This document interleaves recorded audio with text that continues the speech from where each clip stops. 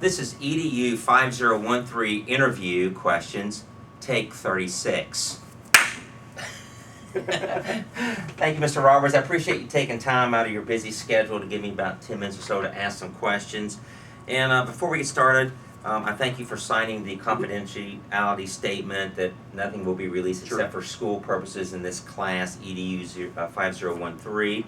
And then also I appreciate you signing this agreement that you're willing to allow me to interview you and record it on our video recorder. I won't release it to CNN or Fox News or anybody like that. Just give them a fake name if you do. If I give them a fake name, if you do. I will do that. Well, thank you very much. You mind if I call you Scott? That'd be fine. All right. Well, I appreciate you again taking time. I know your schedule is very busy. I'm just going to ask you a couple of questions, Sure. and we'll kind of see how things go. Okay. About education. So, first question is, what is your educational background? I'm a graduate of Jefferson City High School in Jefferson City, Missouri. Graduated there in 1981. Went on to Central Methodist College. Got a Bachelor of Music in Education degree. Okay. K-12 vocal and instrumental music certification. Okay.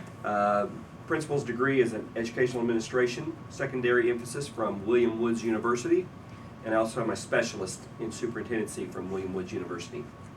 Okay, great.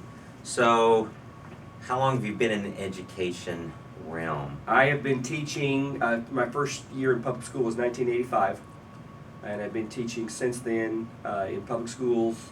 I've also taught Department of Corrections in the prison system, and adult courses through fire, EMS, and law enforcement.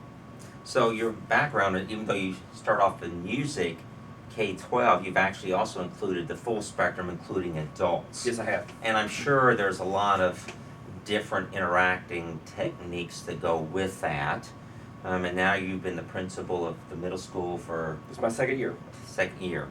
Okay, well, I'd like to ask you a couple questions about your job as the principal and the senior leadership here in the middle school at Salem. My first question would be, based on years of experience, what do you consider the greatest one or two best things you've seen as far as education and the impact upon education? Oh, probably, if you, the span of the entire 30 years, I would say the improvements in technology. Okay. The advent of the computer, the mini notebooks, the iPads. Back when I first started teaching, we used pencil and paper and a chalkboard. And now we have Promethean boards, we have iPads, we have all kinds of electronic tools at our disposal to get information to our students that was a lot more difficult 30 years ago to get to them. And how does that also impact the teachers and their ability to teach, to make sure the students are grasping concepts and the interaction with the students? Oh, it's a great benefit. Our teachers have access to the same information that the students do, can incorporate those things into their lessons. For example, instead of looking at a picture of a Claude Monet painting in a book, we can actually go online, look at the painting actually hanging in the museum, and it's almost as if you're there when you're looking at things like that. So the technology has been a great asset, world of information there at our fingertips. So, okay, that's the education, teachers, and the Promethean board. Does it take a whole lot of training to get caught up on how to use some of the electronic? It does a little bit. Especially, I think it's more difficult for our older teachers because all of our new teachers that are coming out fresh out of the colleges nowadays, they get a lot of training. They're brought up, let's say the less than 40-year-old teachers, they're brought up in a technology world, so they're more experienced with it than us older guys were or are. But there's trainings available. I send teachers off to different trainings of different things, and they get a lot of good training through the technology in that. Okay. But yeah, there's ample opportunity for teachers that want the training. We also use a technology coach in every building that is versed in the technology that we have, and they assist our other teachers in doing the little quirks and things that they need to do. So it's really neat with technology. The students have access to all this wealth of information that we didn't have going through school. So does that make us smarter because we had to plow through the books in the library and do the additional research and encyclopedias and those kinds of things? I'm going to give you the old school answer and say yes. Okay. But in hindsight, we used what we had available at the time. Exactly. Had I had the technology, I probably would have, well, I guarantee I would have used it to do the research instead of thumbing through the library for hours and looking at books and textbooks and microfiche and all that fun stuff that we got brought up on. Yes.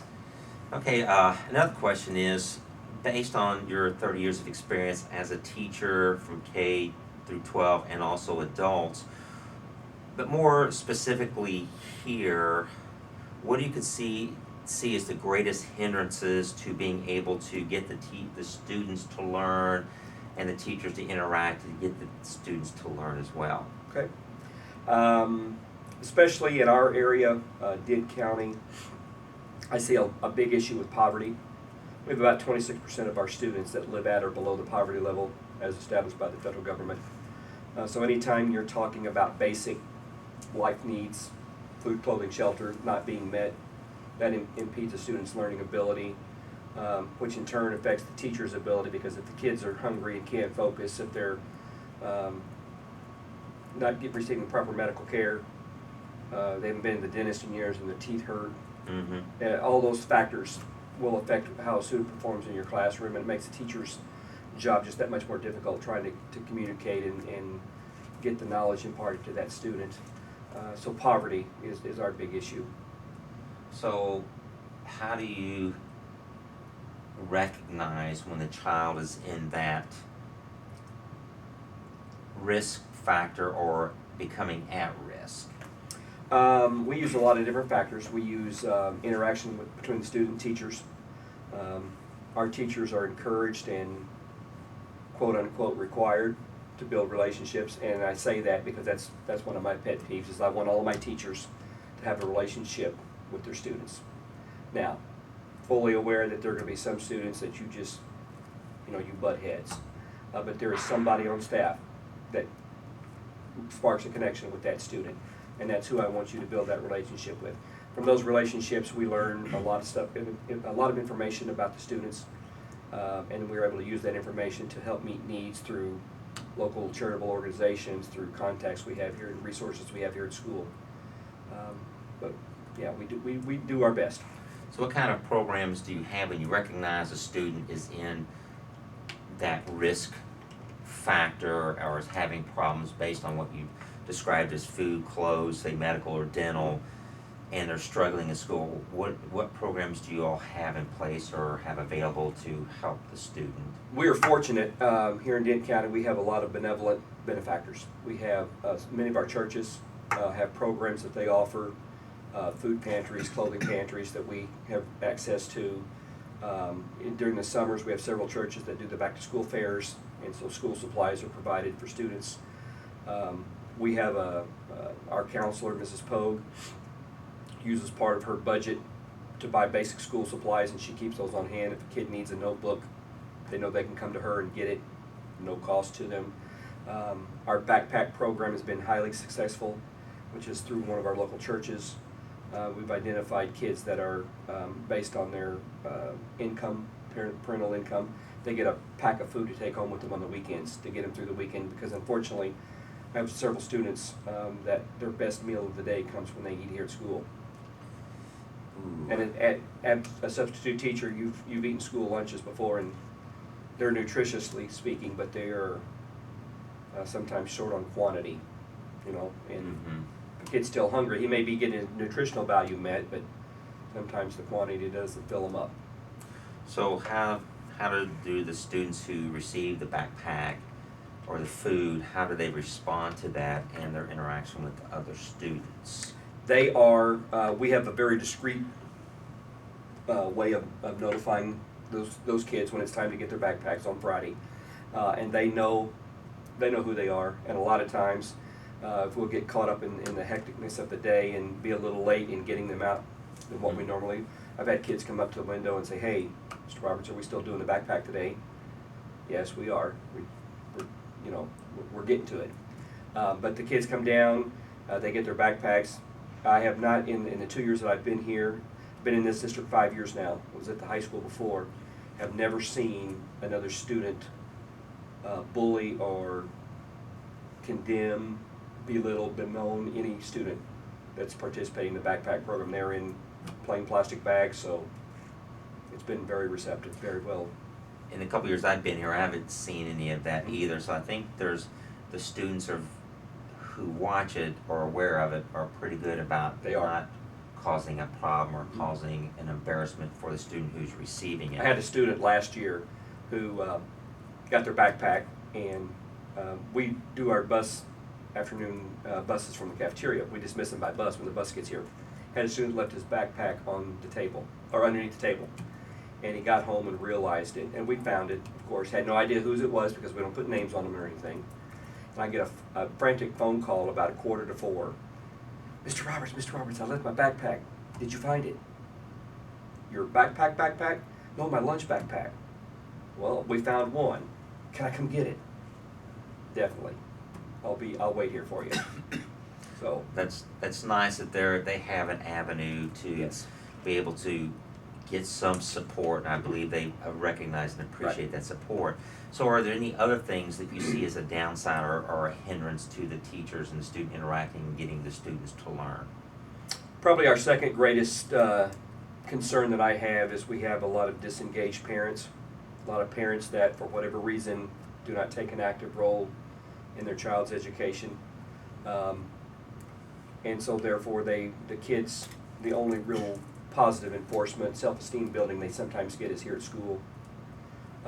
And so it's night and day difference, the students that have engaged parents and the students that don't have engaged parents.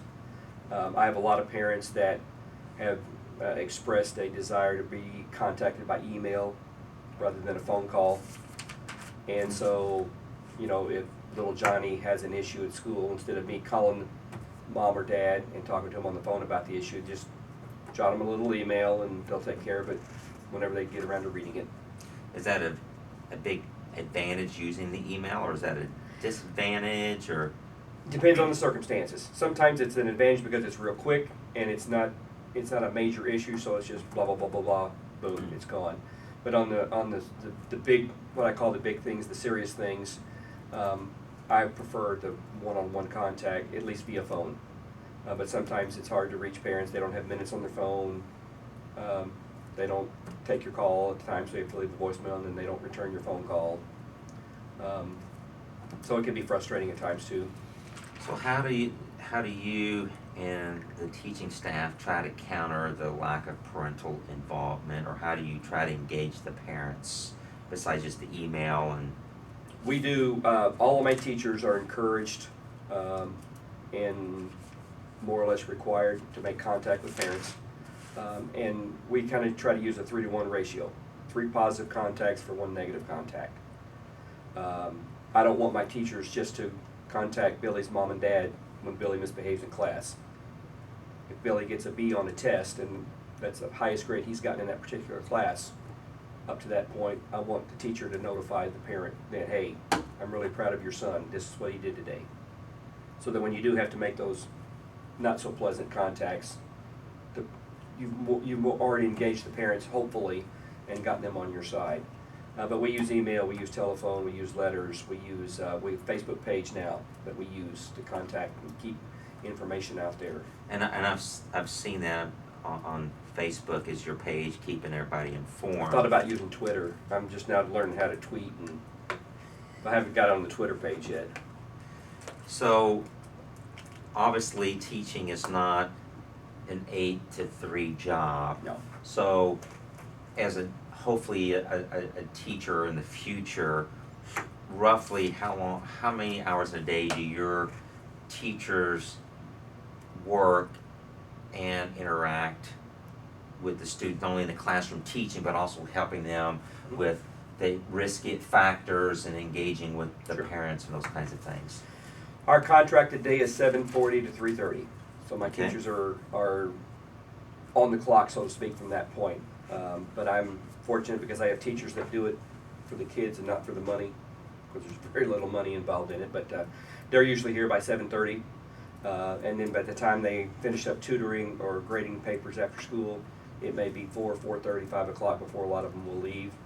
They come in on Saturdays to do lesson plans, They take work home to grade. Generally speaking, I would say that my teachers will average 9 to 10 hours a day between class time, grading papers, writing lesson plans. I had a teacher a couple of years ago that figured out, based on the number of hours that she worked for that year, and by her salary, she was making like $8.75 an hour, I believe it was. So this isn't a job to make money, This is not a job to make money. so it's more of a calling, and ultimately the rewards will be long term. Long term. It is that moment when you've been working with little Billy on a particular problem for maybe weeks at a time, maybe months at a time, and all of a sudden that light bulb pops on and he gets it. That's when you get the goosebumps. That's when the dust starts to get in the air and your eyes start to get a little watery. Kind of like what they're doing right Kind now. of like what I'm doing now, and I'm thinking about a particular kid, but that's the moments that you live for, and that's the moments that make it all worthwhile.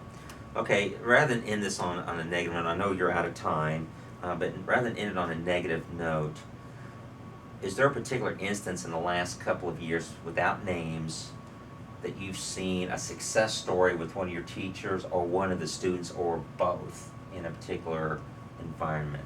Had a student last year that was struggling, was based on grades and attendance and things, we would consider an at-risk student, which means potential to drop out or to be retained.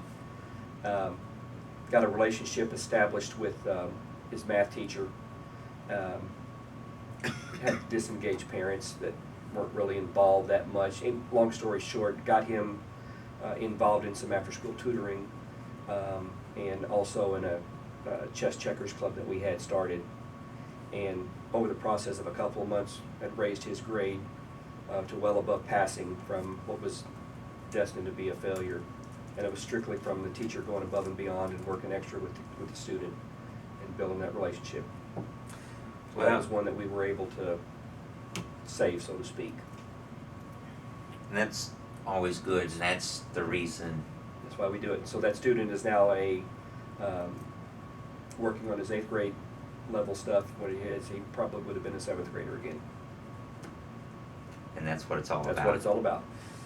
Well, Scott, we're out of time. I know you've got other meetings and other things you have going on. I appreciate you giving up this 10, 15 minutes out of your day Well, thank to you talk for the with me. opportunity. Yeah, And this enjoyed has opened up more questions. So I know we had talked offline about maybe getting together for other interviews. it. Anytime. And getting more in depth, because there's some things as a prospective teacher I would like to find out on my, Okay. where I'm headed, what I can look forward to when I actually get into the classroom. But that's again another opportunity We to have sit it. down with you and mine that wisdom and information you have in your head there. Okay. So thank you very much, Be Scott. happy to. Thank you, sir. And again, reiterate, thank you for signing this, agreeing to this interview, and posting it all over CNN and Fox News. And I'm kidding. It'll just Under the be name straight- Daffy Duck. Under the name Daffy Duck. Daffy And again, the confidentiality, this will not be released to anyone other than the instructor for EDU 5013. Okay. All right. Well, thank you Appreciate very much it. again. You have a Thanks, good sir. day. You too.